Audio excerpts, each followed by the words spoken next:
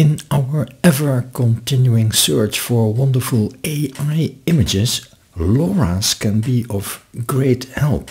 A LoRa is a file, usually about a couple of 100 megabytes, which you add to your checkpoint to steer the images in a certain style.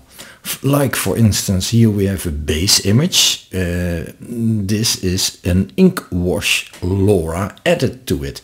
Here we have a miniature little girl, and this was a miniature LoRa added to it, and it created a sort of nice desktop scene. Let's look at a couple of examples. We have a very simple prompt, 2 words only, girl and a hanfu, which is a traditional Chinese dress. And with a LoRa added, the LoRa called knife painting, a completely different image comes out, which is indeed knife painting.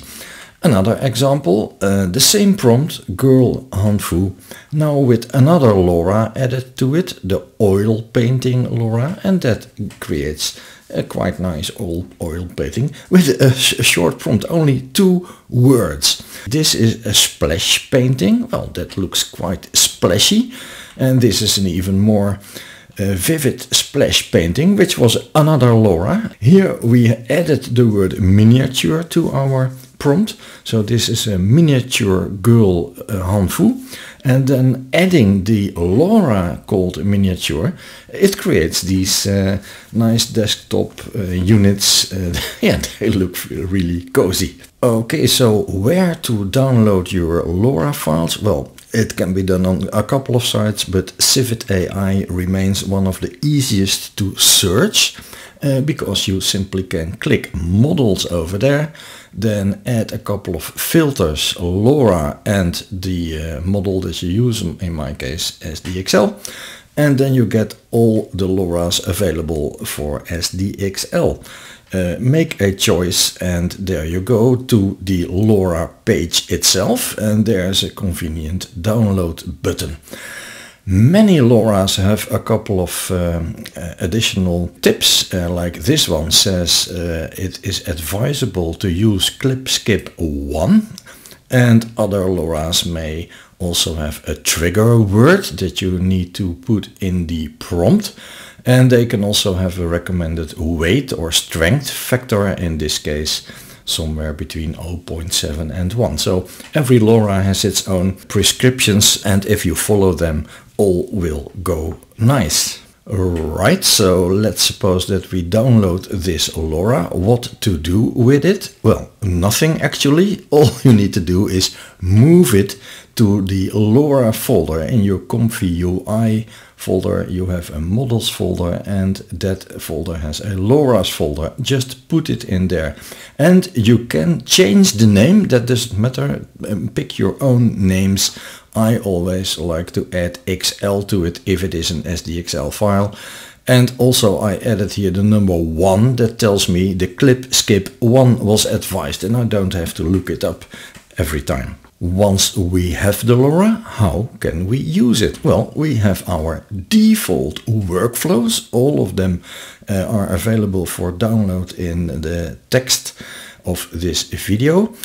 The default has this very handy, oops, what's happening? The default has this very handy loader, and if we zoom in, then we can see that there's room for 3 LoRa's even. We just have to put them there. Well, let's do an experiment.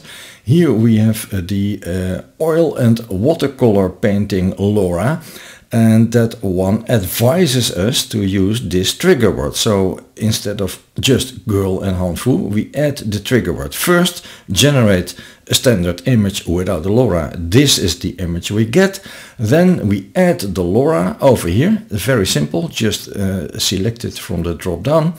This LoRa advises a strength between 0.7 and 1, so I selected 0.8. And what do we get out? Well, a wonderful oil and watercolor picture. And what a prompt. It's only a couple of words, no negative prompt and no style added to it. And this is what comes out. Isn't that amazing? And Yeah, quite a nice picture. I see many times a lot of prompts with a lot of words like a masterpiece and ultra high detail, 4K, and of course always painted by Greg Rutkowski. That's not needed at all. Just a couple of words can do the trick. Let's do one more example. This time even a simpler prompt. Just 2 words. Because the LoRa that we are going to use, the ink wash, says it does not need a trigger word. So this is the default image that comes out with this prompt. And then we add the LoRa to it, the ink wash LoRa that I found on Civet AI. And look what comes out. With just 2 words in the prompt, we get this wonderful ink wash picture or image or painting, how is it called? Well, yeah, this was actually it. There's not more to tell about how to use LoRa's. You download it, you put it in the LoRa folder and you select it in the drop down and there you are. Personally, I not even use LoRa's that much because you can select and download a LoRa and use it. A watercolor LoRa, for instance, gives an image like this, but we also have our prompt styler.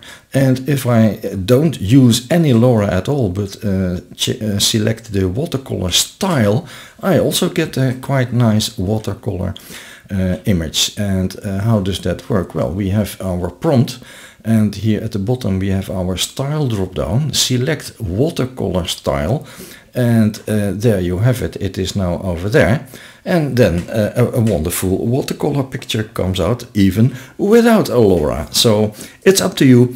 The LoRa's are available, most of them free for download, but the prompt styler also is available in these default workflows, and they work quite nice also.